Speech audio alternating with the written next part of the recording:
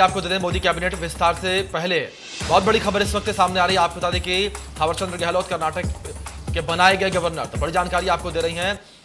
मंगू भाई छगन भाई बनाए गए हैं एमपी के राज्यपाल। बड़ी जानकारी आपको दे रहे हैं जो इस वक्त सामने आ रही है। त्रिपुरा के राज्यपाल बने हैं सत्यदेव नारायण। तो बड़ी जानकारी जो इस वक्त सामने आ रही है। आपको बता दें कि हरियाणा के राज्यपाल बने बंडारू दत्तात्रेय। तो बड़ी जानकारी जो इस वक्त सामने आ रही है। आपको बता दें मोदी कैबिनेट विस्तार से पहले इस वक्त बड़ी और अहम जानकारी आपको बता दी जो सामने आ रही है। थावरचंद गहलोत जो है वो कर्नाटक के गवर्नर जो है बनाए गए हैं। तो बड़ी जानकारी आपको दे रहे हैं जो इस वक्त सामने आ रही है। और मंगू भाई छगन भाई बनाए गए हैं एमपी के राज्यपाल। तो बड़ी और अहम जानकारी हम आपको दे रहे हैं जो इस वक्त सामने आ रही है। त्रिपुरा के राज्यपाल सत्यदेव नारायण बनाए गए हैं और हरियाणा के राज्यपाल बने हैं बंडारू दत्तात्रेय। तो बड़ी जानकारी जिस तरीके से मोदी मंत्रिमंडल के विस्तार को लेकर लगातार कवायदे तेज चल रही थी, लगातार आपको बता दें कैबिनेट बैठक को लेकर बातचीत चल रही थी, तो वहीं अब इस वक्त ये बड़ी अहम जानकारी सामने आ रही है कि थावरचंद गहलोत जो है कर्नाटक के गवर्नर बनाए गए हैं। तो बड़ी जानकारी आपको दे रहे हैं। मंगू भाई छगन भाई जो है वो एमपी के राज्यपाल बनाए गए हैं। तो बड़ी जानकारी जो इस वक्त सामने आ रही है। आपको बता दें कि जिस तरीके से आपको बता दें कि मंत्रिमंडल को लेकर बातचीत हो रही थी, उससे पहले इस वक्त ये बड़ी और अहम जानकारी सामने आ रही है। आपको बता दें मोदी कैबिनेट विस्तार से पहले इस वक्त की बड़ी जानकारी सामने आ रही है। जिस तरीके से लगातार कवायदे तेज थी कि मोदी कैबिनेट का विस्तार हो सकता है, तो वहीं आपको बता दें कि थावरचंद गहलोत कर्नाटक के नए गवर्नर बनाए गए हैं और मंगू भाई छगन भाई बनाए गए हैं एमपी के राज्यपाल। तो बड़ी जानकारी आपको दे रही है। वहीं त्रिपुरा के राज्यपाल सत्यदेव नारायण जो है वो बनाए गए हैं। तो बड़ी जानकारी जो इस वक्त सामने आ रही है मोदी कैबिनेट विस्तार से पहले किस वक्त की बड़ी अहम जानकारी सामने आ रही है। आपको बता दें बड़ी जानकारी जो इस वक्त सामने आ रही है। आपको बता दें कि मंगू भाई छगन भाई जो हैं एमपी के राज्यपाल बनाए गए हैं।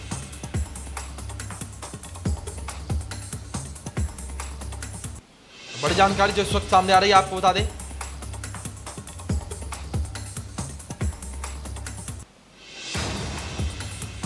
मोदी कैबिनेट विस्तार से पहले की बड़ी खबर सामने आ रही है। आपको बता दें कि जिस तरीके से मोदी कैबिनेट को लेकर लगातार कवायदे तेज थी, तो उससे पहले बड़ी और अहम जानकारी थावरचंद गहलोत को कर्नाटक का गवर्नर बनाया गया है। तो वहीं आपको बता दें कि मंगू भाई छगन भाई को एमपी का राज्यपाल बनाया गया है। तो वहीं आपको बता दें कि त्रिपुरा के राज्यपाल सत्यदेव नारायण जो हैं वो बने हैं। तो वहीं हरियाणा के राज्यपाल बने हैं बंडारू दत्तात्रेय।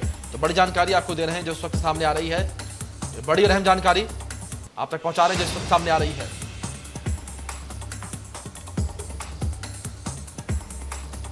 थावरचंद गहलोत जो है कर्नाटक के गवर्नर बनाए गए हैं। तो बड़ी अहम जानकारी जो इस वक्त सामने आ रही है। आपको बता दें त्रिपुरा के राज्यपाल बने हैं सत्यदेव नारायण और हरियाणा के राज्यपाल बने हैं बंडारू दत्तात्रेय।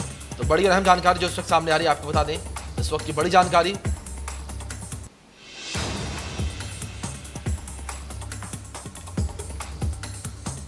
थावरचंद गहलोत जो है कर्नाटक के गवर्नर बनाए गए हैं। तो बड़ी और अहम जानकारी जो सामने आ रही है। आपको बता दें ये बड़ा बदलाव देखने को मिला है। आपको बता दें कि प्रदेशों में गवर्नर और राज्यपाल जो हैं बदले गए हैं और त्रिपुरा के राज्यपाल जो हैं सत्यदेव नारायण बनाए गए हैं और हरियाणा के राज्यपाल बने हैं बंडारू दत्तात्रेय। तो बड़ी जानकारी और अहम जानकारी हम आपको इस वक्त देख रहे हैं जो सामने आ रही है।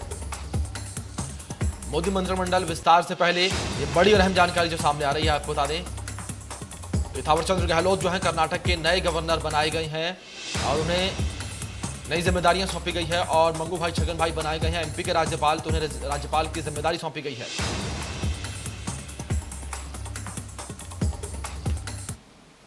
तो इसी बीच हमारे असिस्टेंट एडिटर प्रभु पटेरिया हमारे साथ जुड़ गए हैं इस खबर पर अधिक जानकारी के साथ सीधे उनका रुख करेंगे। प्रभु जी सीधे आपका रुख करना चाहेंगे और जिस तरीके से ये बड़ा बदलाव देखने को मिल रहा है प्रदेशों में, और वहीं दूसरी ओर लगातार ये बातें चल रही थी, कवायद तेज थी कि मोदी मंत्रिमंडल का विस्तार हो सकता है, और ठीक विस्तार से पहले इस तरीके की बड़ी अपडेट।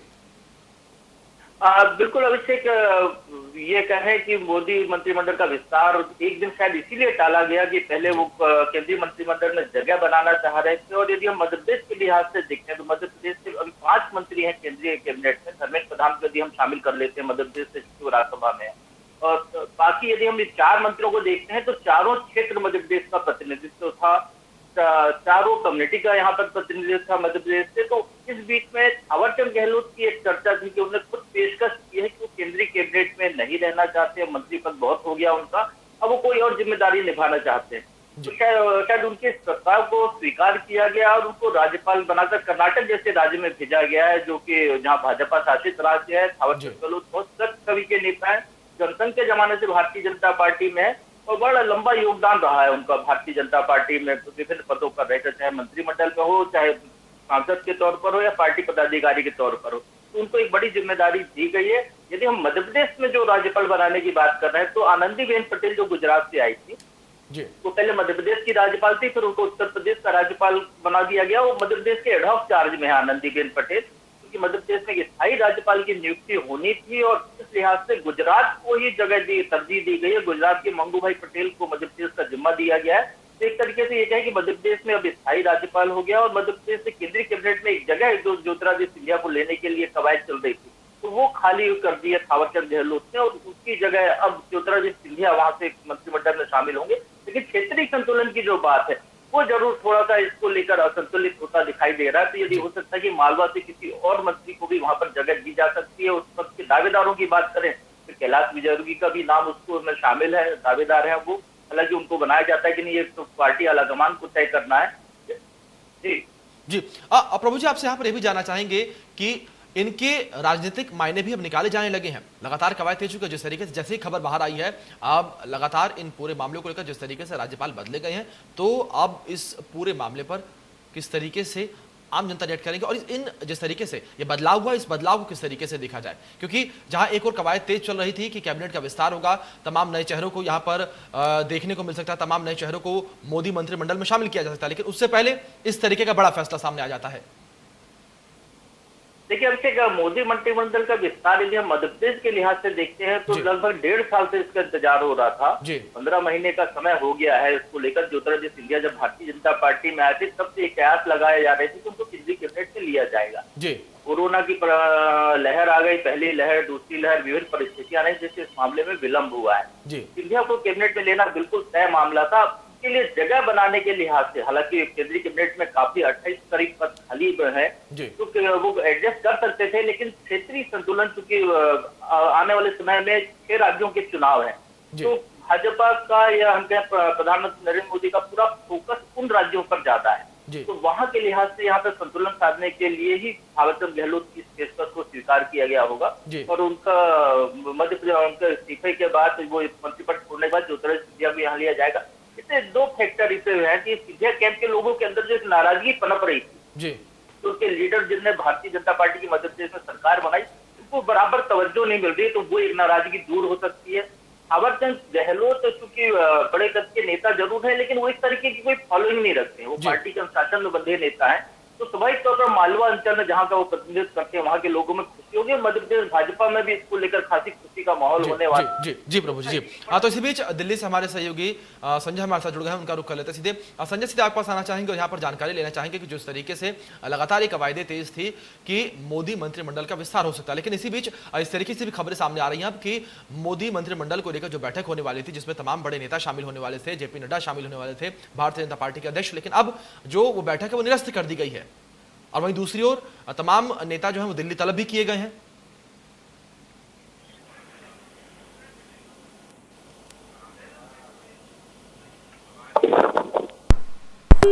जी संजय जी, आप तक आवाज पहुंच रही है मेरी? तो हमारे सहयोगी से हमारा संपर्क टूट गया, हम एक बार फिर से संपर्क करने का प्रयास करेंगे, लेकिन इससे पहले बड़ी जानकारी आपको दे दें। और वहीं हमारे रेजिडेंट एडिटर प्रभु जी हमारे साथ बरकरार हैं, उनका रुख कर लेते हैं। प्रभु जी, सीधे आपके पास आना चाहेंगे और सवाल मेरा आपसे भी वही रहेगा जिस तरीके से मैंने अभी हमारे सहयोगी जो दिल्ली के उनसे सवाल किया था कि मोदी मंत्रिमंडल को लेकर जिस तरीके से लगातार खबरें तेज थी, वहीं जो बैठक होने वाली थी उस बैठक को लेकर भी अपडेट सामने आ रही थी कि बैठक निरस्त कर दी गई है और यहाँ पर दूसरी ओर अगर बात करें तो तमाम नेताओं को दिल्ली तलब किया गया है। बिल्कुल अभिषेक, ज्योतिरादित्य सिंधिया का पहले से कार्यक्रम जारी हो चुका था। वो 7 तारीख तक मध्य प्रदेश में रहने वाले थे। आज वो इंदौर पहुंचे थे, उज्जैन में हमने दर्शन किए महाकाल के। तो ज्योतिरादित्य सिंधिया को मैसेज आया वहां पर कि उनको तुरंत दिल्ली आना है और ये कहा जाता है कि राष्ट्रीय संगठन महामंत्री पीएल संतोष का उनके पास फोन आया कि वो दिल्ली आकर मिले।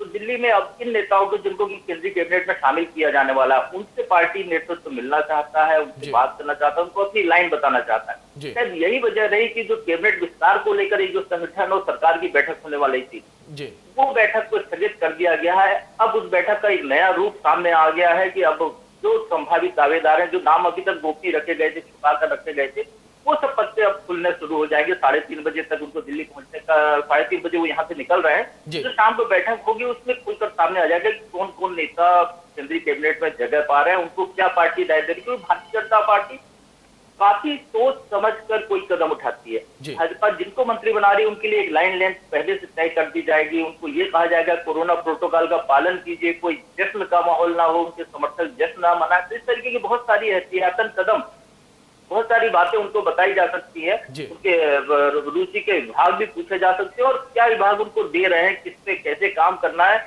एक पूरा रोड मैप वहां पर बताया उनको जा सकता है। जी जी जी प्रभु जी, एक बार मैं आपको रोकना चाहूंगा। दिल्ली से हमारे संवाददाता संजय शर्मा हमारे साथ जुड़ गए, एक बार उनका रुख कर लेते हैं। संजय जी, आपका आना चाहेंगे और मेरा सवाल आपसे यह है कि जिस तरीके से लगातार कवायदे तेज हैं, लगातार ये कहा जा रहा है कि मोदी मंत्रिमंडल का विस्तार हो सकता है, और वहीं दूसरी ओर जिस तरीके से अभी अपडेट जो सामने आ रही है, जिस तरीके से पता चल रहा है कि जो बैठक होनी थी वो बैठक को ही निरस्त कर दिया गया था। देखिए, प्रधानमंत्री नरेंद्र मोदी ने खाली आज की नहीं, अगले 2 दिनों तक जितने भी प्रधानमंत्री निवास पर, प्रधानमंत्री कार्यालय में जितनी भी संभावित जो बैठकें थी उन सभी को आगे के लिए पोस्टपोन कर दिया है। दोनों दिनों के लिए बैठक रद्द कर दी गई है। यानी कि प्रधानमंत्री नरेंद्र मोदी 2 दिन तक अपने को किसी भी और काम में एंगेज नहीं करना चाहते। उनके लिए लिहाजा सबसे बड़ा जो काम है, जो सबसे बड़ा जो काम करने जा रहे हैं वो यही है कि मोदी मंत्रिमंडल का विस्तार करने जा रहे हैं। अपने मंत्रियों को, जो नए मंत्री बनाने वाले मोदी जी, उनको शपथ दिलानी है उनको। उसके साथ ही साथ उनके विभागों का फेरबदल भी करना है प्रधानमंत्री नरेंद्र मोदी को। और जो जितने मंत्री बनेंगे उनके साथ संवाद भी करेंगे और क्या उनको करना है मंत्रियों को, उनके साथ उनको ब्रीफिंग भी देंगे ताकि आगे वो ठीक से काम भी कर पाए। लिहाजा प्रधानमंत्री नरेंद्र मोदी ने अपने दोनों दिन की सारी बैठकें रद्द कर दी है। जहाँ तक मंत्री बनाने के लिए, मंत्रियों के विभाग देने के लिए जो कंसल्टेशन की बात है, तो कंसल्टेशन का प्रोसेस बहुत पहले से शुरू हो चुका था।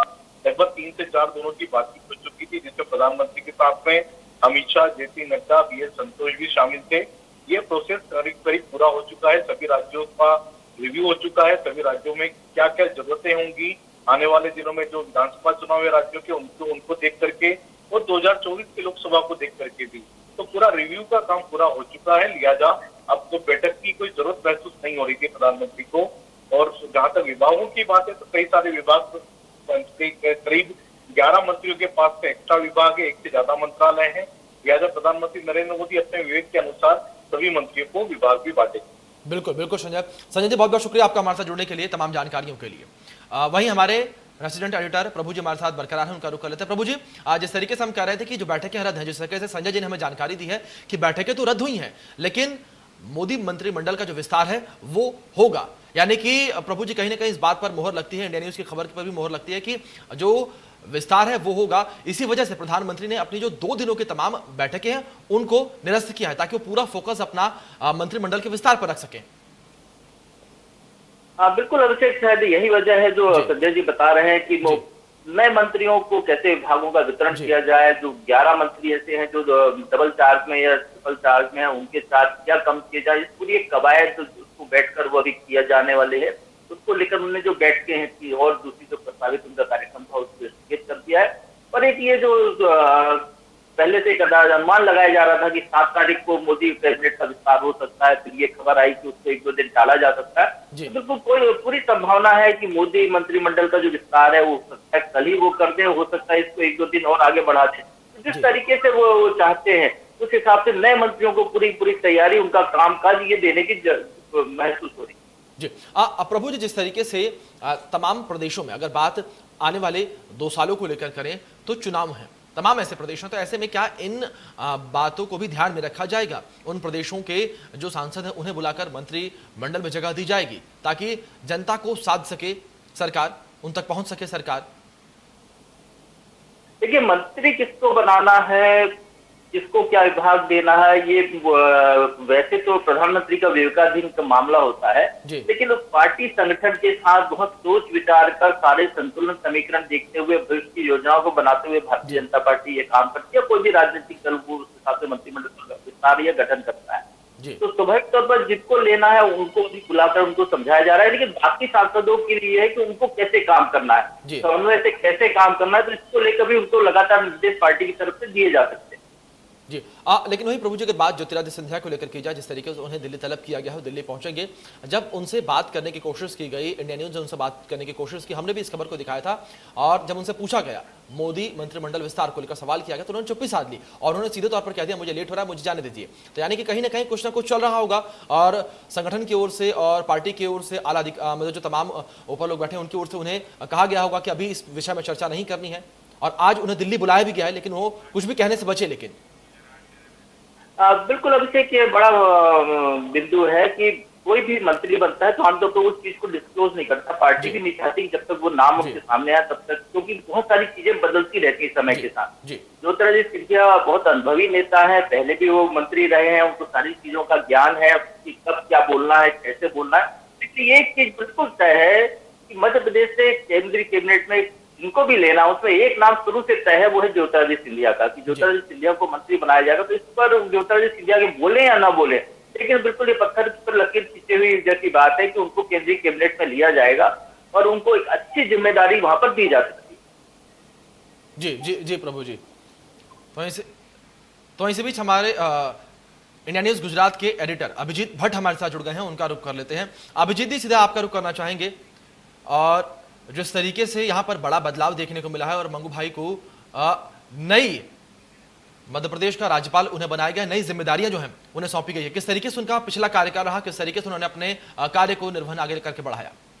बिल्कुल, मैं बता दूं तो जिस तरह से मंगू भाई पटेल को मध्य प्रदेश का राज्यपाल नियुक्त किया गया है और जिस तरह से उनकी राजनीतिक सफर है, तो उनके ऊपर एक नजर न डाले तो जिस तरह से मंगू भाई पटेल जो है, मंगू भाई छगन भाई पटेल, वो दक्षिण गुजरात में जो दक्षिण गुजरात इलाका है वहाँ के कदावर नेता माने जाते हैं, और गुजरात सरकार में वन मंत्री के तौर पे भी उन्होंने काम किया है, और मुख्यमंत्री के तौर पे जब नरेंद्र मोदी थे तो उस टाइम पे भी वन मंत्री के तौर पे उन्होंने काम किया, और प्रधानमंत्री नरेंद्र मोदी की गुरु बुक में उनका नाम आता है। जितने भी गुजरात के बड़े लीडर्स है उनमें गुरु बुक में जो नाम होता है उसमें मंगू भाई सी पटेल का भी नाम है। तो इस तरह से मंगू भाई पटेल को एक नई जिम्मेदारी सौंपी गई है और मध्य प्रदेश का राज्यपाल नियुक्त किया गया है। तो मंगू भाई पटेल की राजनीतिक सफर में दूसरा पहलू ये भी है कि उन्होंने पिछड़े समाज के लिए, खास करके आदिवासी समाज के लिए जिस तरह से काम किया है दक्षिण गुजरात में आदिवासी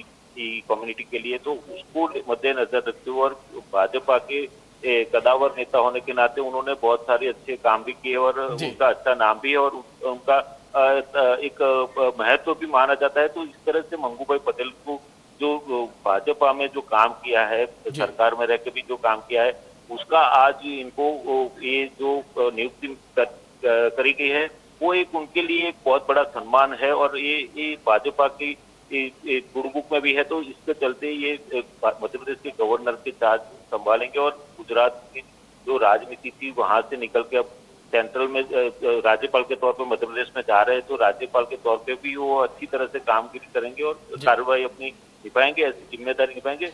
मंगू भाई पटेल का संपर्क करने का प्रयास कर रहे हैं हम लोग भी, लेकिन उनका संपर्क नहीं हो पा रहा। लेकिन जैसे ही संपर्क हुआ उनसे भी बातचीत की जाएगी। लेकिन जो गुजरात की राजनीतिक सफर है और अब राज्यपाल बनाया गया तो उसको मद्देनजर रखते हुए मंगू भाई पटेल की भूमिका बहुत महत्वपूर्ण मानी जाती है। जी बिल्कुल बिल्कुल अभिजीत जी, हम इंतजार करते हैं कि जल्द से जल्द उनसे बातचीत हो, उनसे संपर्क और क्या कुछ है निकलकर सामने आए। बहुत बहुत शुक्रिया अभिजीत जी आपका हमारे साथ जुड़ने के लिए, तमाम जानकारियों के लिए। और वहीं हमारे रेजिडेंट एडिटर प्रभु जी हमारे साथ बरकरार है, उनका रुख कर लेते हैं। प्रभु जी, मैं आपका कहना चाहूंगा और यहाँ पर एक मेरा मतलब बेहद अहम सवाल जो जिसे कह सकते हैं कि जिस तरीके से लगातार खबरें इस वक्त चल रही थी कि 20 नए चेहरों को एंट्री मिल सकती है, और वहीं दूसरी ओर अगर बात की जाए तो यह भी कहा जा रहा था कि कुछ लोगों को मोदी मंत्रिमंडल से बाहर किया जा सकता है, उन्हें बाहर का रास्ता दिखाया जा सकता है। तो क्या जिस तरीके से ये फेरबदल देखने को मिल रहा है, तमाम नए राज्यपाल जो हैं बनाए गए हैं, इसको लेकर कहा जाए कि जिस तरीके से थावरचंद गहलोत को भी बाहर का रास्ता दिखाया गया इस जरिए और अब नए चेहरों को एंट्री मिलेगी? बिल्कुल, अभी तक इंडिया न्यूज जो खबर दिखा रहा था वही खबर सत्य होती हुई दिखाई दे रही है। इंडिया न्यूज ने ये खबर दिखाई थी कि कैबिनेट केंद्रीय कैबिनेट से कई मंत्रियों की छुट्टी हो सकती है। थावरचंद गहलोत भी उनमें शामिल है नाम, क्योंकि उनको मंत्रिमंडल से विदा किया जा रहा है, उनको राज्यपाल का एक सम्मान दिया जा रहा है राज्यपाल बनाकर, क्योंकि उनकी जो सीनियरिटी है उसका सम्मान है, ये कायदे से देखा जाए उन्हें पार्टी के लिए और सरकार ने जो काम किया उसको देखते हुए। ऐसे कई और मंत्रियों को जो है कहीं ना कहीं संतुलन साधने के लिए विदा किया जा सकता है, क्योंकि परफॉर्मेंस एक बड़ा फैक्टर है। आज के युग में जब मोदी सरकार चल रही है तो वहां पर परफॉर्मेंस पर खासा फोकस किया जा रहा है कि जिसका अच्छा परफॉर्मेंस होगा उसको तवज्जो दी जाएगी, उसको मौका दिया जाएगा। यदि हम देखते हैं प्रहलाद पटेल को, मध्य प्रदेश से दमोह से सांसद है, पहली बार जो मोदी का टर्म कैबिनेट थी उसमें उनको बिल्कुल जगह नहीं दी कि कई बार उनका नाम चला, लेकिन उनका जो सांसद के तौर पर लगातार जो जुड़ाव था जनता से, जो उनका परफॉर्मेंस था, उसको देखते हुए उनको फिर मंत्रिमंडल में जगह दी गई। और अभी हम ये यदि कहते हैं तो जैसे प्रहलाद पटेल का मैं नाम दे रहा हूँ, वो राज्य मंत्री है स्वतंत्र प्रभार वाले, हो सकता है उनके पद को अपग्रेड कर दिया जाए क्योंकि उनको जो उनको जिम्मेदारी है 2 विभागों की, तो बढ़िया काम करके दिखाया है। इस तरीके की कुछ पदोन्नतियां भी हो सकती हैं, कुछ लोगों को घर भी बिठाया जा सकता है, कुछ लोगों को अलग जगह एडजस्ट किया जा सकता है। एक समीकरण पूरे साधने के कारण इस वजह से ऐसे निर्णय होते हुए दिखाई दे सकते हैं। जी अब प्रभु जी, जिस तरीके से अगर बात समीकरण की हो रही है, अगर समीकरण को लेकर बात की जाए तो कैबिनेट विस्तार से पहले ये बड़ा फेरबदल हमें देखने को मिला है। और आपको बता दें कि कुछ राज्यपालों की अगर बात करें तो ट्रांसफर हुआ है, तो वहीं कुछ की नई नियुक्ति हुई है। तो ये पूरा फेरबदल किस वजह से, क्या यहाँ पर इस अगर बात को लेकर, इस ट्रांसफर को अगर बात करें, नई नियुक्तियों को लेकर बात करें, तो इससे क्या कुछ निकलकर सामने आता है, इससे क्या संदेश मिलता है? देखिए, अब तक तमाम राजनीतिक दल जो होते हैं वो लगातार पीढ़ी परिवर्तन करते रहते हैं और इसको एक तरीके से पीढ़ी परिवर्तन मानना चाहिए। जिस तरीके से मंगू भाई पटेल है, बहुत सीनियर नेता है, मंत्रिमंडल में रहे हैं, और थावरचंद गहलोत है, वो भी बहुत सीनियर नेता है। तो एक तरीके से पीढ़ी परिवर्तन है कि वो अब उनको सक्रिय राजनीति से, जहां पर वो केंद्रीय मंत्री के तौर पर भूमिका निभा रहे थे या पार्टी के विभिन्न पदों पर सरकार में भूमिका निभा रहे थे, वहां से उनको राजभवन पर बैठाकर कंक्रीट वर्क करने की तरफ उनको दिया जा रहा है। क्योंकि सरकार का फोकस ये है कि 2021 में वो नई शिक्षा नीति लॉन्च करने की बात की है सरकार ने। तो नई शिक्षा नीति के तहत राज्यपालों की बड़ी महत्वपूर्ण भूमिका हो जाती है उसको लागू कराना, क्योंकि शिक्षा का मामला सीधे सीधे राज्यपालों से जुड़ता है, राजभवन उसको देखता है। तो ये एक बड़ा दायित्व वहां पर दिया जा सकता है। यदि मध्य प्रदेश के संदर्भ में देखते हैं, जैसे मैंने पहले बताया कि पहले आनंदीबेन पटेल मध्य प्रदेश की राज्यपाल थी, गुजरात से आई थी, अच्छा काम कर रही थी, सोशल वर्क उनका बहुत अच्छा था, सरकार से उनके बहुत अच्छी ट्यूनिंग थी। लेकिन एक दौर ऐसा आया मध्य प्रदेश में जब कांग्रेस की सरकार बनी और उस दौर में राज्यपाल बदलने की जरूरत पड़ी, तो एक वरिष्ठ राजनेता जो लालजी टंडन थे, जो राजनीतिक मामलों के बड़े जानकार थे, उनको राज्यपाल बनाया गया। और उस दौर में हमने देखा, मध्य प्रदेश की जनता ने देखा कि राज्यपाल की भूमिका क्या होती है, कैसे एक एक शब्द पर जवाब देना, किस तरीके से निर्णय लेना, किस तरीके से रात रात और जग कर उनने वो जो संकट था उससे काम किया। तो इस तरीके की एक भूमिका उन्होंने निभाई थी। लेकिन अभी हम यदि मध्य प्रदेश के लिहाज से देखते हैं तो मध्य प्रदेश में ऐसी कोई परिस्थितियां नहीं है। तो मंगू भाई पटेल का पूरा फोकस जो है सरकार के कामकाज में समन्वय में रहेगा।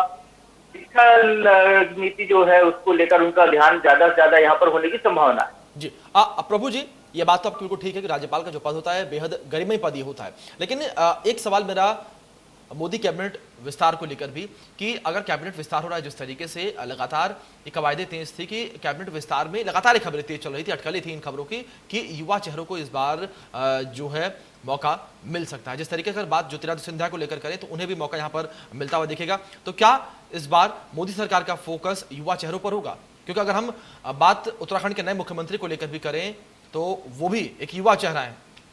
जी बिल्कुल, अभिषेक, पीढ़ी परिवर्तन बिल्कुल होना है और युवा चेहरों को तरजीह दी जाएगी ताकि वो अच्छा काम करके दिखा सके, वो अपना परफॉर्मेंस दिखा सके, अपनी काबिलियत सामने रख सके, जिससे पार्टी आगे भविष्य में उनका इस्तेमाल कर सके। तो इस तरीके से युवा लोगों को ज्यादा से ज्यादा यहाँ पर तरजीह मिलने की संभावना है। लेकिन कुछ जगह हो सकता है कुछ जातिगत या क्षेत्रीय समीकरण या कुछ राजनीतिक समीकरणों के तहत कुछ सीनियर लोगों को भी कैबिनेट में जगह दी जा सकती है, क्योंकि कोई भी मंत्रिमंडल होता है कोशिश की जाती है कि किन चेहरों को, किन नए चेहरों को यहाँ पर जगह मिलती है। बहुत बहुत शुक्रिया प्रभु जी आपका हमारे साथ जुड़ने के लिए और इन तमाम जानकारियों के लिए। तो आपको बता दें कि कैबिनेट विस्तार से पहले यहाँ पर बड़ा फेरबदल देखने को मिला है। कुछ राज्यपालों का ट्रांसफर हुआ है तो वहीं कुछ राज्यपालों की नई नियुक्ति यहाँ पर देखने को मिली है। इसके साथ फिलहाल इस बुलेटिन में इतना ही। तमाम बड़े अपडेट्स के लिए देखते रहिए इंडिया न्यूज मध्य प्रदेश छत्तीसगढ़। धन्यवाद।